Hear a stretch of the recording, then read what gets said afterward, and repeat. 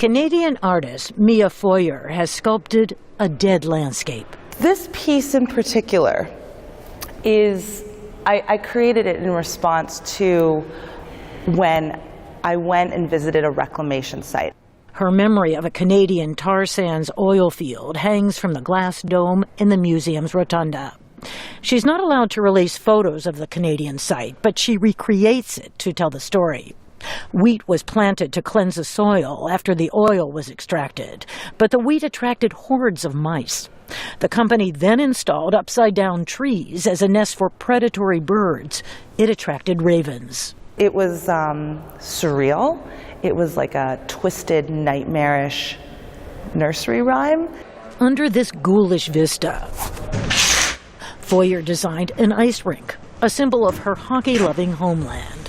It's black, to reference, obviously the color of oil, but almost like the grim and almost dark sort of moment, I think, that we're in, considering our addiction to this, to oil. There is little joy for Justin Bolin, who takes a spin. The sculpture above, I've got to say, I mean, it's quite horrific. Other works in the show are inspired by her expedition to the Arctic in a sailing ship.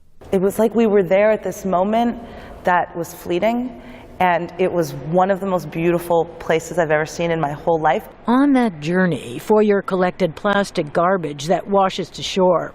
She used scraps of tar paper and rope to build a dog sled on the ship's deck. She created the midnight sun with colored light bulbs, a replica of a clock found in an abandoned coal town. Another installation reimagines the collapsed coal mine, mixed with the blue hue of Arctic ice. Foyer says she did not set out to make a statement. She admits she is tied to oil as much as anyone because the plastic materials she uses are all petroleum-based. Her intent is to make work that is relevant to our times. I just want people who come to the show to have a response.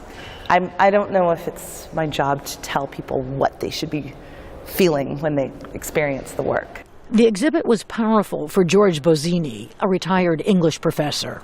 It looks like all the pictures of all the destruction in Iraq and Syria and Afghanistan that we see every day, just utter destruction. Sarah Newman, the Corcoran's curator of contemporary art, says every visitor adds to the narrative. You can see that she moves people, and she's making connections and evoking an environment that you can't get to another way. And her connections are poetic, and they're emotional, and they're terrifying often.